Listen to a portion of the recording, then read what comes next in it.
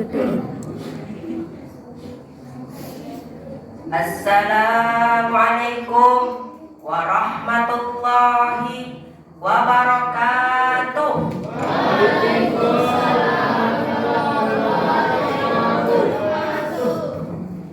Alhamdulillahilladzi hadana lihada wa ma kunna linahtadiya laula an hadanallah. Asyhadu an la ilaha illallah wahdahu la syarikalah wa asyhadu anna Muhammadan abduhu wa rasuluh sallallahu alaihi wasallam la nabiyya ba'da. Amma ba'd. Tiada kata yang pantas kita ucapkan selain kata alhamdulillah. Bersyukur kita atas kehadirat Allah Subhanahu wa ta'ala, yang mana Allah masih memberikan kita nikmat kesehatan, nikmat kesempatan. Jikalau saja Allah mencabut salah satu nikmat tersebut, maka kita tidak akan bertemu dengan bulan suci Ramadan ini. Salawat beriringan dengan salam. Tidak lupa pula kita hadiahkan kepada pucuk pemimpin umat muslim sedunia, putranya Abdullah, wahatinya Siti Aminah, intannya kota Mekah, mutiaranya kota Madinah, Al-Quran di tangan kanan, pedang di tangan kiri, imam di kala sholat, panglima di kala perang, yakninya Nabi Muhammad sallallahu alaihi wasallam, yang mana beliau telah membawa kita dari zaman jahiliyah menuju zaman Islamiah, dari zamannya kita naik onta sampai zamannya kita naik mobil Toyota. Yang saya hormati bapak-bapak, ibu-ibu, alim ulama, penjamaah mushola al-muqarrabin, dan kawan-kawan sekalian.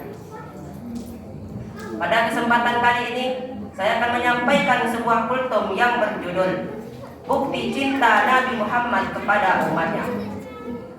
Hadirin wal hadirat rahimakumullah. Kita umat muslim pasti sudah mengetahui sosok yang bernama Nabi Muhammad sallallahu alaihi wasallam, yang mana di kalangan orang kafir Quraisy sosok tersebut dia dianggap sebagai musuh. Dia dilempar dengan batu, dia dilempar dengan kayu, bahkan dia dilempar dengan tulang onta. Pada saat itu datanglah malaikat Jibril, malaikat penjaga segala bukit yang ada di dunia. Kau tunjuk bukit mana yang paling besar ya Muhammad, akan aku timpakan kepada mereka. Hati yang luka biasanya akan marah, akan kecewa, tapi tidak terjadi pada Nabi Muhammad sallallahu alaihi wasallam. Apa yang dia katakan?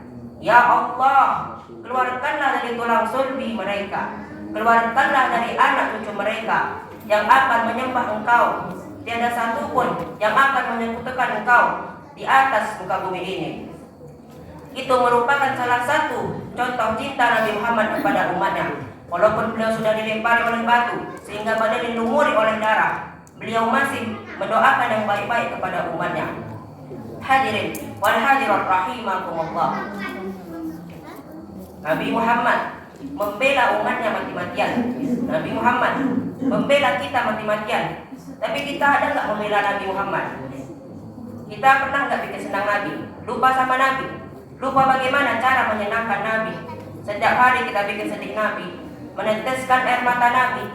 Kalau hadirin ingin menyenangkan Nabi Muhammad, maka perbanyaklah berselawat kepada Nabi Muhammad.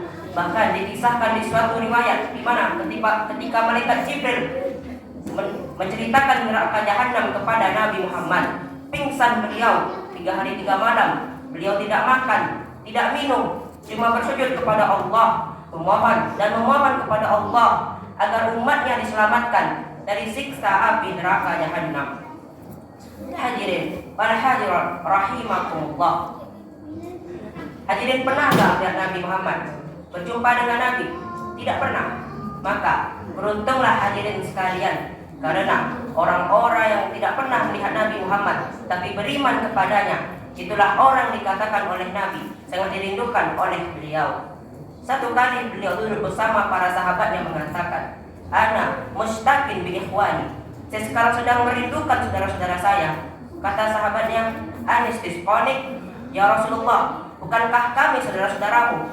Kemudian kata Nabi, bal antum ashabi, kalian bukan saudara-saudaraku, kalian adalah sahabat-sahabatku, ikhwani, humul ladzina lam yarawni walakinnahum yu'minuna fi. Saudara-saudaraku itu adalah orang-orang yang tidak pernah melihatku, tapi mereka mau beriman kepadaku. Jadi hadirin, kalau Nabi saja merindukan kita, kenapa kita tidak merindukannya? Kalau Nabi saja menunggu kita di surga, kenapa kita tidak menjemput penantian itu? Karena itulah sang Nabi Muhammad SAW. Beliau tidak akan masuk ke dalam surga sebelum seluruh umatnya berkumpul, dan beliau membimbing umatnya masuk ke dalam surganya Allah Subhanahu wa Ta'ala. Dan yang menjelaskan tentang kecintaan Nabi Muhammad ada pada surah Al-Imran ayat 31 yang berbunyi, A'udzu billahi minasy syaithanir rajim. Bismillahirrahmanirrahim. Qul in kuntum tuhibbunallaha fattabi'uni yuhibbukumullah wa yaghfir lakum dzunubakum wallahu ghafurur rahim. Shadaqallahul adzim. Yang berarti, katakanlah Muhammad, jika engkau mencintai Allah, maka ikutilah aku. Niscaya Allah akan mencintaimu dan mengampuni segala dosa-dosamu. Allah Maha Pengampun, Maha Penyayang. Dalil tersebut menjelaskan kepada kita bahwa kalau kita mengikuti apa yang diperintahkan oleh Nabi Muhammad dan menjauhi segala larangan yang dilarang oleh Nabi Muhammad, maka Allah akan mencintai kita dan mengampuni segala dosa-dosa kita. Semoga kita termasuk dalam golongan orang-orang yang disebutkan oleh Nabi tadi. Amin amin ya rabbal alamin. Baiklah, kesimpulan dari kultum saya ialah, marilah kita banyak mengingat perjuangan Nabi di masa lalu dan berselawat kepada Nabi Muhammad. Mari kita berselawat kepada Nabi Muhammad. Wahid isnani salasa. Sallallahu ala nabi, sallallahu ala Muhammad, sallallahu ala nabi, sallallahu alaihi wasallam, sallallahu ala nabi, sallallahu ala Muhammad, sallallahu ala nabi, sallallahu alaihi wasallam. Allahumma sholli wa sallim wa barik alaihi. Semoga siapa yang tadi berselawat kepada Nabi Muhammad akan dibalas oleh Allah 10 kali lipat di atas langit dan akan mendapatkan syafaat Nabi Muhammad di yaumil qiyamah kelak. Amin amin ya rabbal alamin. Mungkin hanya sekian yang bisa saya sampaikan. Mohon maaf apabila ada kesalahan. Unzur ma qala wa la tanzur man qala. Lihatlah pembicaraannya, jangan lihat siapa pembicaranya. Akhirul kalam. Assalamualaikum warahmatullahi wabarakatuh.